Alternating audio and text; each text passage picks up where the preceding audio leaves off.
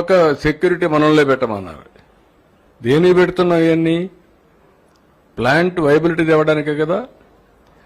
ఇప్పుడు ఇంకొక ఫ్యాక్టరీ వస్తూ ఉంది, ప్రైవేట్ వాళ్ళు పెడుతున్నారు. వాళ్ళు రేపు రాబోయే రోజు ప్రాఫిట్లో ఉంటుంది.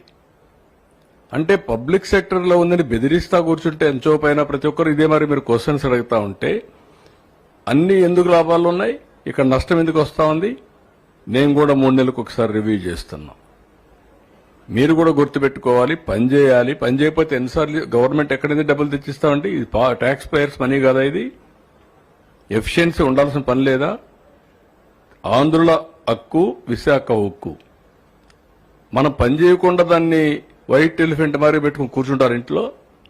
పని చేయించాలి, మనం కూడా పని చేయాలి. కష్టపడక్కర్లేదు.